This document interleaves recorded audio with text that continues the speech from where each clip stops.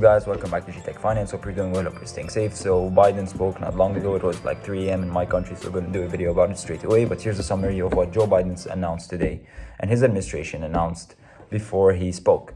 So first, we found out information about transportation that we're expecting $620 billion to be part of the large $2.25 trillion bill for infrastructure, and this is going to be part one, followed by probably somewhere around $1.7 trillion infrastructure plan, more for human infrastructure, more for a child tax credits, elderly care tax credits, and so on. In the package that we talked about or heard announced today, we heard that $620 billion will go towards transportation. So the Build Back Better package of Biden is approximately around $4 trillion. So 620 will include $115 billion for bridges, highways, roads, and $20 billion for road safety. This will address about 20,000 miles of roads. We expect that 10 of the 10 bridges that are the most economically significant will be replaced, and that 10,000 bridges will be repaired.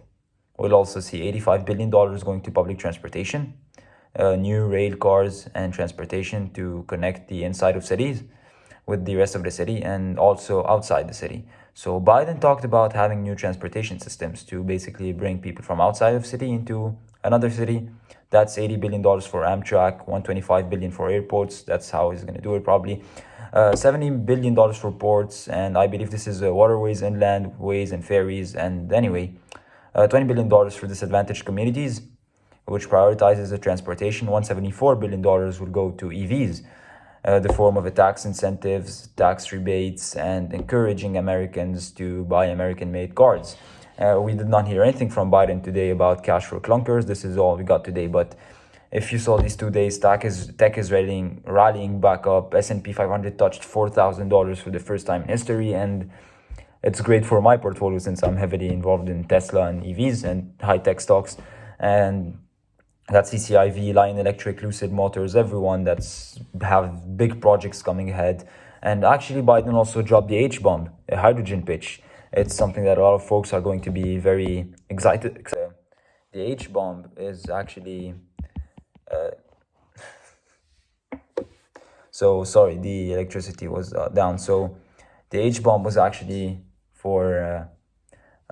I think it's long term, like 2030. So if I wanted to buy hydrogen stocks, it would be around 2025, just so that it starts getting a bit more serious. Prioritizes the transportation which would be great. It's also linked to Plug Power, which would be really important. So it's a bit too long term, but it's a great buy all in all. So we also heard about the 500,000 electric charging stations by 2030. This was a campaign pitch as well that he used a lot in his campaign, electrifying buses and federal vehicles. If you want to go on, say, Lion Electric's website, you'd see those school buses trying to be electrified, part of the project. That would be really good. That has not been talked about much, but of course the H-bomb. We've got also especially companies like FuelCell and Plug Power, both up about 2.5-3%. After Hours, Workhorse up 4%, Quantum Escape up 9%, which is huge. Furthermore, we have research and development, $180 billion going to upgrade the research infrastructure at labs and universities and federal agencies. Some will go to climate science research, some will address gender and racial inequalities in science, math, and tech. We've got $300 billion got into manufacturing, $50 billion of that going to semiconductor manufacturing and research, $50 billion to the National Science Foundation, $50 billion for a new office within the Department of Commerce, which actually his role would be to monitor domestic industrial capacity. So probably a way of saying we want to monitor our supply chains much better so that we don't have supply shortages like this chip shortage we got because of the Evergreen ship stuck in the Suez Canal, which forced NIO to close 5 days in their China facility because of these chip shortages for going from the States to China. So instead of producing what they were projected as 20 to 20,500 vehicles, they're stuck at 19.5K. So that was some kind of crisis we were experiencing, but thank God, ship got released. It's now all good. So yeah, NIO partially shut down its factory for a week in China due to these chip shortages again, big expansion in broadband. We heard the introductory speaker and Biden both talk about how nobody and no child should have to leave to get better access to internet. Workforce $100 billion for workforce development, including apprenticeships and for those who have lost their jobs, so incentive programs, development programs for those who have lost their jobs during the illness. The goal is to create hundreds of thousands of jobs. So Biden expects to create around 5 million jobs with this 4 trillion Build Back Better infrastructure package, improving electric grid by spending $100 billion to make it more resilient, which will include a 10-year extension and phase down of an expanded refundable investment tax credit and production tax credit for renewable energy generation and storage. So we'll obviously imagine here in the future we get some more detail on this. Higher labor standards, 100% carbon pollution free by 2035 is the goal. $16 billion is going towards abandoned mines and gas wells, carbon capture. 10 carbon capture facilities would be established, as well as expanding carbon capture credits. That would make this Section 45 of the Constitution refundable, easier to claim for this kind of businesses. They can claim around $10 billion for a civilian climate corps that employs Americans. Clean water, this was a big thing Biden spoke about during his campaign. Eliminate lead pipes nationwide. Keep in mind, this is not inside of homes. It's usually known as lead service lines or LSLS. Lead service lines, when your water, that's where your water comes from the city or in the older neighborhoods. These can sometimes be imbued with lead. So then now we have $56 billion in grants for low-cost states, localities, to improve water system and all, and $10 billion to bolster rural well and waste systems. He also said we will replace 100% of the nation's lead pipe service lines for every American can drink clean water. So of course, you can say it's a politics game if you want, but yeah, we'll soon see.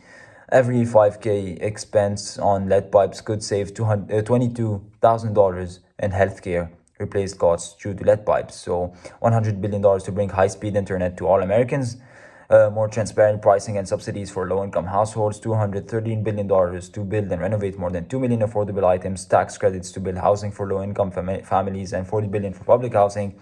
He wants to upgrade commercial real estate as well. So we know commercial real estate during the illness took a big bump. So what you actually saw was residential real estate up and commercial real estate way down, all the way down. And that was really hard for people who own any kind of commercial real estate.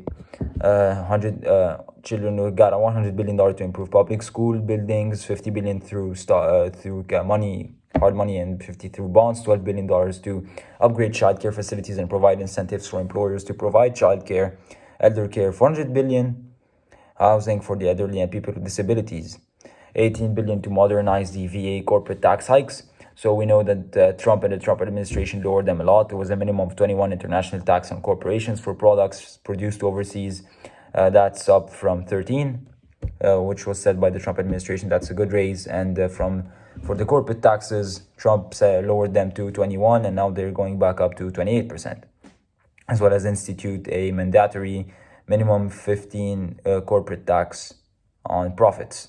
So this eliminates the opportunity for, let's say, Amazon to pay $0 in tax. Even though Amazon is, their argument is, hey, we're reinvesting this money.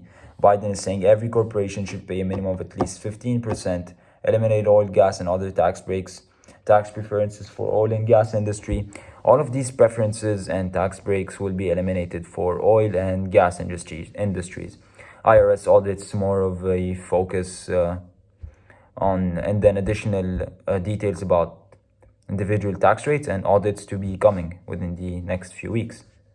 Biden does say that Biden also complains, by the way, that 83% of the money that went or that came from the trial of the Trump tax cuts go to the top 1%. However, this is disputed. Frequently, this is referred to as a projection based on a think tank estimate or a think tank's estimates. So this means that if the Trump tax cuts remained in effect until 2027, then 83% of the benefits will go to the top 1%. Currently, we're more like at 21, but mentioned that his goal is to reward work, not wealth. That's Biden. And he really wants to compete with China, which we expected.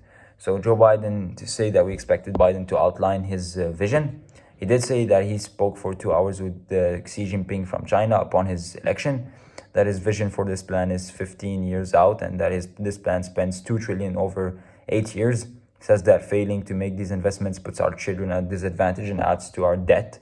He says our infrastructure is crumbling. By the way, Gigafactory Tesla, just as a side note, is expected now to hire 10,000 individuals. That's according to Elon Musk, instead of 5,000 originally estimated. Biden also spoke with Mitch McConnell and told McConnell that nobody making under $400,000 will see their federal taxes go up, which is something him and Vice President Harris talked about first thing in the debates, because he said there could be other taxes that could go up, but those are not. And so we know that the only country that was spending more than the US in infrastructure was, you guessed it, it was China. So it was like, okay, Biden said if China's spending billions of dollars in infrastructure, we're going for the trillions, baby. So so back to the $400,000 individual taxes. He says that historical infrastructure plans have been bipartisan, that right now China is eating our lunch, and whether or not it ends up being bipartisan, he wants to see this get done. Keep in mind that right now this is planned to pass by August and September, so we've got really a lot of time before that. So we've got a long way to go. Biden claims that this will create 5 million jobs, I said in the beginning, and budget recon is an option that we've got to verify that the Senate parliamentarians on board. So this is kind of gives you an overview of the Biden infrastructure plan. So I think you just saw it. So you're like, okay, we already had the fears on inflation because of the illness, and we've spent $1.9 trillion on the stimulus package, and now we're going to spend near $4 trillion on that infrastructure bill. How is it that you think that inflation is surely coming, right? Personally, I don't think so. I'm still convinced that, like Jerome Powell said, we'll see the inflation coming at the beginning. We'll see short-term spikes, but I think we will average the 2% because I don't see velocity of money going up real quick right now. And yeah, so I'm still convinced that we won't see a lot of inflation. So yeah, I don't think it's going to affect by any means the CPI or anything. So I think that's it for today. If you enjoyed the video, hit the like button, subscribe to the channel if you haven't already, and folks, hope to see you guys next time.